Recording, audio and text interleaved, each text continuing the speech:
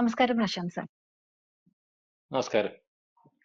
നമ്മുടെ മഹാകുംഭമേള അവസാനിച്ചു. എന്തായാലും വലിയ രീതിയിൽ ലോക ശ്രദ്ധ തന്നെ പിടിച്ചു പറ്റിയെന്ന് പറയാം. അതുപോലെ തന്നെ നെഗറ്റീവായിട്ട് അതിനെ അറ്റാക്ക് ചെയ്യുന്ന രീതിയിലുള്ള പല പല പ്രചാരണങ്ങൾ ഉണ്ടായിരുന്നു, നമുക്കറിയാം. എന്തായാലും ചെലവ് 7,000 കോടി, വരുമാനം ഏതാണ്ട് 2 ലക്ഷം കോടിയാണ് പ്രതീക്ഷിച്ചിരുന്നത്. അതിന്റെ കൃത്യമായ കണക്കുകളൊക്കെ വന്നുകൊണ്ടിരിക്കുന്നു, അല്ലെ?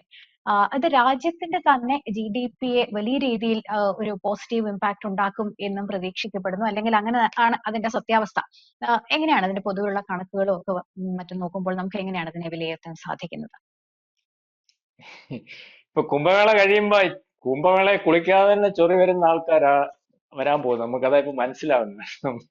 കുംഭമേള ഒരു മഹാമേളയാവുമ്പോഴും കുംഭമേളയ്ക്ക് സമമായിട്ട് ലോകത്ത് ഒരു മേളയും ഉണ്ടാവാതിരിക്കുന്ന ഒരവസ്ഥ വരുമ്പോഴും ഒരു മേളയും കുംഭമേളയ്ക്ക് സമമായിട്ട് ഇനി ആർക്കും നടത്താൻ എത്ര ശ്രമിച്ചാലും നടക്കാത്ത ഒരു മേളയായിട്ട് മാറുന്ന ഒരു ഇതാണ് നമുക്ക് കാണുവാൻ സാധിക്കുന്നത്. അതുകൊണ്ട് 62 ലക്ഷം കോടി ആൾക്കാർ കുംഭമേളയ്ക്ക് പങ്കെടുത്തിട്ടുണ്ട്. അതിനകത്ത് കഴിഞ്ഞ 45 കോടി ആൾക്കാർ വന്നപ്പോ തന്നെ യോഗി പറഞ്ഞത് 3 ലക്ഷം കോടി രൂപയുടെ വരുമാനം ഉത്തർപ്രദേശ് ഗവൺമെന്റിന് ഉണ്ടായിട്ടുണ്ട്. ഇപ്പൊ 2 ലക്ഷം കോടി എന്ന് പറഞ്ഞിട്ടുണ്ടേ പറയാം. അവസാന കണക്ക് പുള്ളി പുറത്തു വിട്ടിട്ടില്ല അതിന് ശേഷമുള്ള. ഇപ്പൊ 2 ലക്ഷം കോടി അവിടെ വരുമാനം ഉണ്ടായിട്ടുണ്ടെന്നാണ് പറഞ്ഞത്. അപ്പൊ 7,000 കോടി രൂപ അദ്ദേഹം അവിടെ മുടക്കിയിട്ടുണ്ട്. അത് ഈ പറയുന്ന പോലെ ബയോ ടോയ്ലറ്റും അതുപോലെ അവിടുത്തെ ഗംഗാ ശുചീകരണവും പിന്നെ ഇൻഫ്രാസ്ട്രക്ചറും ലൈറ്റും മറ്റു കാര്യങ്ങളും ഒക്കെ ആയിട്ട് വളരെ കൃത്യമായിട്ട് വളരെ വലിയൊരു വലിപ്പത്തിലാണ് അത് നടത്തിയത്. അപ്പം അവിടെ ചെന്ന് ഈ കുംഭമേളയ്ക്കകത്ത് ഈ പറയുന്ന പ്രതിപക്ഷ നേതാക്കന്മാരുടെ പലരും ഒന്ന് അനക്കിയ ഭയങ്കര പ്രശ്നം ഉണ്ടാവും എന്ന് ഖാർഗെ പറഞ്ഞു. കുംഭമേളയെ കുറിച്ച് പട്ടിണി മാറൂ. അതിനുശേഷം കുംഭമേള അർത്ഥശൂന്യമാണെന്ന് ബീഹാറിന്റെ മുഖ്യമന്ത്രി ലാലു പറഞ്ഞു.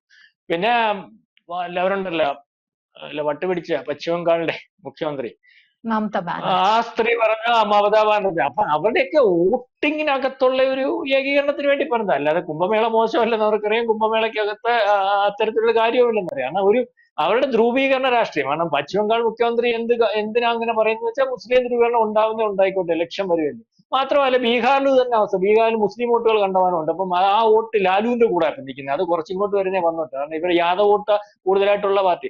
അപ്പൊ പിന്നെ അവരെന്ന് പറഞ്ഞാൽ ഇതിന്റെ മൊത്ത കൊട്ടേഷൻ ആണല്ലോ കോൺഗ്രസ്. ഈ ഇസ്ലാമിസ്റ്റുകളുടെ മൊത്ത കൊട്ടേഷൻ ആണ്. അപ്പം ആദ്യം പപ്പു പറയണ്ട, ഞാൻ ആദ്യം പറയാം, പറഞ്ഞിട്ട് കുഴപ്പമില്ലെങ്കിൽ പപ്പു ഏറ്റെടുക്കാം, പ്രിയങ്ക ഏറ്റെടുക്കാം, സോണിയ ഏറ്റെടുക്കാം എന്നൊക്കെ ഉള്ള ഒരു നിലപാടായിരുന്നു. പക്ഷെ എന്തായാലും പറഞ്ഞവരൊക്കെ ബ്ലീച്ചായി. ലോകത്ത് ഏറ്റവും വേണ്ടപ്പെട്ടവരെല്ലാം വന്ന് കുംഭമേളയ്ക്കകത്ത് പങ്കെടുത്തു. കുംഭമേളയ്ക്കകത്ത് ഈ പറയുന്ന ലോകത്തെ ഏറ്റവും വലിയ കോടീശ്വരന്റെ ഭാര്യ വന്ന് കുളിച്ചു, ചൊറി വന്നില്ല. പ്രധാനമന്ത്രി കുളിച്ചു, ചൊറി വന്നില്ല. രാഷ്ട്രപതി കുളിച്ചു, ചൊറി വന്നില്ല. ഇപ്പൊ ചൊറി എല്ലാം കൂടെ കുളിക്കാത്തവനെല്ലാം കൂടെ വരുന്നത്. കാരണം കുളിക്കാത്തവർക്ക് സാധാരണ ചൊറി വരാറുണ്ട്, മനസ്സിലാവും.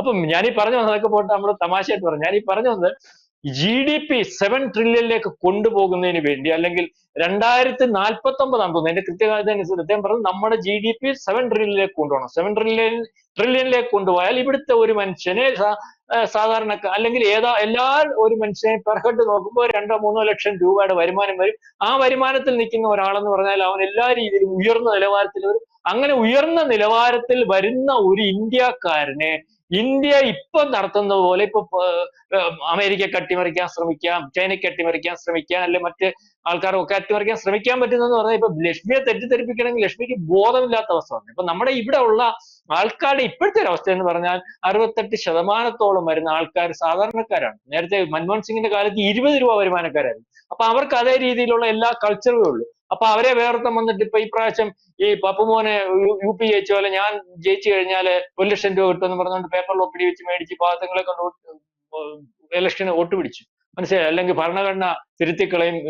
അപ്പൊ ആ രീതി തെറ്റിദ്ധരിപ്പിക്കാൻ പറ്റണമെങ്കിൽ അവർ വിദ്യാഭ്യാസം ഇല്ലാത്തവനാവണം ആവണം. അപ്പൊ ഈ GDP 7 ട്രില്യണിലേക്ക് എത്തിക്കഴിഞ്ഞാൽ വിദ്യാഭ്യാസം ഉള്ളവനും ഇന്ത്യയിലെ സമ്പന്നതയുടെ ആൾക്കാരെല്ലാം സമ്പന്നമാവുമ്പോൾ ആൾക്കാർക്ക് തെറ്റിദ്ധരിപ്പിച്ച് ജനാധിപത്യ സംവിധാനത്തെ ഉപയോഗിക്കാനും ഈ രാജ്യത്ത് ഒരു തെറ്റിദ്ധരിപ്പിച്ച് കലാപം ഉണ്ടാക്കാനും ഒന്നും സാധിക്കാത്ത പ്രബുദ്ധമായ ഒരു രാജ്യമാക്കി മാറ്റാൻ സാധിക്കും. അപ്പൊ ആ രീതിയിൽ ആ സ്വപ്ന പദ്ധതിയിലേക്ക്, അല്ലെ ആ ട്രില്യൺ 7 ട്രില്യൺ എന്ന് പറഞ്ഞാൽ മോദിയുടെ ഒരു സ്വപ്നമാണ്. അപ്പൊ മോദിയെ കളിയാക്കി തുടങ്ങിയിട്ടുണ്ട്. പണ്ട് ഈ മോദി നമ്മുടെ ഈ പറയുന്ന പോലെ ക്യാഷ്ലെസ് മണിയുടെ കൊണ്ടുവന്നപ്പോൾ ഇവിടുത്തെ ആൾക്കാരെല്ലാം കൂടെ മോദിയെ കളിയാക്കിയ നിങ്ങൾക്കൊക്കെ ഓർമ്മയുണ്ട്.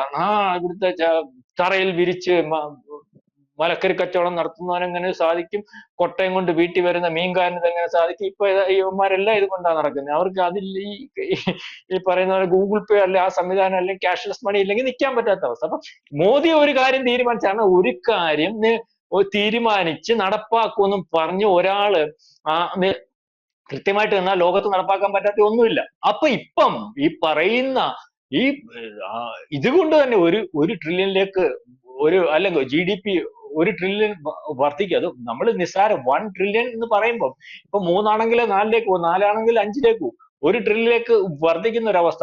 മാത്രവുമല്ല ഇതിനകത്തുണ്ടാക്കിയ ഒരു ഇളക്കം UP-യിൽ മാത്രമല്ല ഇന്ത്യയിൽ മൊത്തവും സാമ്പത്തികമായിട്ട് ഒരു ഇളക്കം ഉണ്ടാക്കിയിട്ടുണ്ട്. UP-യിലെ ഈ ഇളക്കം എന്ന് പറഞ്ഞാൽ UP-യിൽ ഇപ്പം കോടാനുകോടി 65 കോടി ജനം എന്ന് പറഞ്ഞാൽ നമ്മുടെ ഏതാണ്ട് 140 കോടി ജനം ഇവിടെ ഉള്ള. അതിനകത്ത് 65 കോടി ജനം വരുക എന്ന് പറഞ്ഞാൽ നിസ്സാര സംഭവമല്ല. അതിനകത്ത് പല രീതിയിലുള്ള ആക്ഷേപമുണ്ട്. ഇങ്ങനെ വന്നു ഇതൊക്കെ വ്യാജമാണ്, മറ്റതാണ് മറിച്ചതാണ്, അല്ലെങ്കിൽ ഇങ്ങനെ വരാൻ പറ്റുമോ വരാൻ പറ്റത്തില്ല എന്നുള്ള രീതിയിലൊക്കെയുള്ള സംസാരമുണ്ട്. അവിടെ ഈ 500ഓളം AI ക്യാമറ വെച്ചിട്ടുണ്ട്. ഇത് ഉണ്ടോ എന്ന് തർക്കിക്കുന്നവർക്ക് പറയാം. AI ക്യാമറയുടെ ഒരു പ്രത്യേകത എന്ന് പറഞ്ഞാൽ ആൾക്കാരെ ഡിറ്റക്ട് ചെയ്യും. ഇപ്പൊ ഞാൻ അതിലെ കൂടെ പോയാൽ എന്നെ ഒരു വട്ടം ഡിറ്റക്ട് ചെയ്യാൻ രണ്ടാമത് ഡിറ്റക്ട് ചെയ്യത്തില്ല.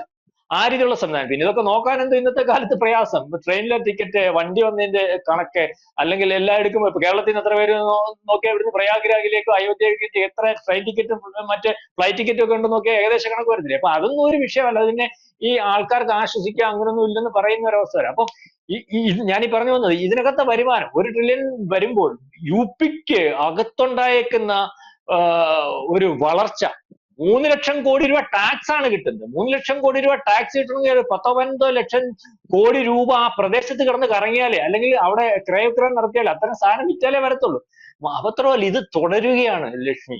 ഈ പറയുന്ന പോലെ മധുര, കാശി, അയോധ്യയിലെ വരുമാനം ലോകത്തെ ഏറ്റവും റെക്കോർഡിലേക്ക് വന്നിരിക്കുകയാണ്. ലോകത്തെ ഏറ്റവും കൂടുതൽ വരുമാനമുള്ള അമ്പലം നോക്കുമ്പോൾ ഇപ്പൊ അയോധ്യ വരും ഇതിന് കഴിഞ്ഞിട്ട്. ഇതിങ്ങനെ തുടർന്നുകൊണ്ട് പോവുകയാണ്. കുംഭമേള കഴിഞ്ഞെങ്കിലും പ്രയാഗ്രാജിൽ എന്താണ് സംഭവിച്ചത്, ലോകം മൊത്തം അല്ലെങ്കിൽ അതിനുശേഷം അവിടെ യോഗി ഒരുക്കിയിരിക്കുന്ന അമ്പലങ്ങളുടെ സംവിധാനം ഇപ്പൊ ആൾക്കാർക്ക്, ടൂറിസ്റ്റുകൾക്ക് വന്ന് അമ്പലത്തിൽ കയറി കണ്ടിട്ട് പോകുന്നതിന് വേണ്ടിയുള്ള ഒരു രീതിയിലേക്ക്. അപ്പം ഈ ടൂറിസ്റ്റുകൾ ഇപ്പൊ വന്നുകൊണ്ടേയിരിക്കും. ഇനി സീസണാണ്, ഉത്സവ സീസൺ. അപ്പൊ ഇതിങ്ങനെ പ്രയാണം തുടർന്നുകൊണ്ടേയിരിക്കുകയാണ്. അതുപോലെ ടെമ്പിൾ എക്കണോമി അല്ലെങ്കിൽ ആ രീതിയിലേക്ക് കാര്യങ്ങൾ പോകും. ഈ ഒരു കാര്യം കുംഭമേള തുടക്കം അവസാനിക്കാത്ത ഒരു ഒഴുക്കിലേക്ക്, ഭക്തജന പ്രവാഹത്തിലേക്ക് പോവുകയാണ്.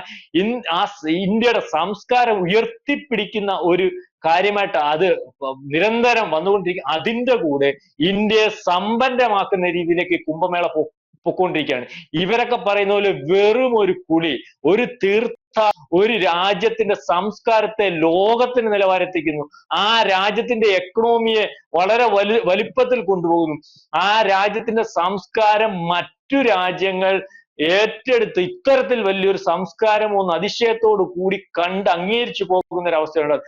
ആ സമയത്ത് നമ്മൾ മനസ്സിലാക്കേണ്ടത് വല്ലവന്റെ അച്ചാരം മേടിച്ച് സ്വന്തം അച്ഛനെ മാറ്റി പറയുന്നത് പോലെ നമ്മുടെ രാജ്യത്തെ തള്ളിപ്പറയാനും നമ്മുടെ സംസ്കാരത്തെ തള്ളിപ്പറയാനും ഒക്കെ നിൽക്കുന്ന ചില ആൾക്കാർ പ്രതിപക്ഷത്തിന്റെ രൂപത്തിലായാലും ഇവിടുണ്ട്.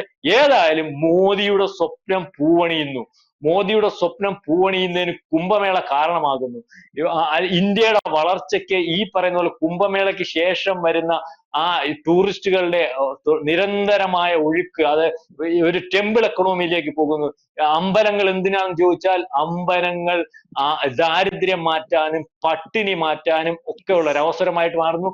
ഗാർഖയെ നിങ്ങൾ മനസ്സിലാക്കുക, കുളിച്ചാലും പട്ടിണി മാറും, കുളിച്ചാലും ഉയർച്ച ഉണ്ടാകും എന്നുള്ളതിന് തെളിവാണ്. നിങ്ങളുടെ ചോദ്യത്തിന് ഉത്തരമായി ചൊറി നിങ്ങൾക്ക് വരും. വൃത്തിയായിട്ട് കുളിക്കുക. ഗംഗയിൽ പോയി കുളിക്കാൻ അവസരം കിട്ടുമെങ്കിൽ ഇനി ആരും ശ്രദ്ധിക്കത്തില്ല, രഹസ്യമായിട്ടെങ്കിലും ഒന്ന് കുളിച്ചു കൊള്ളുക.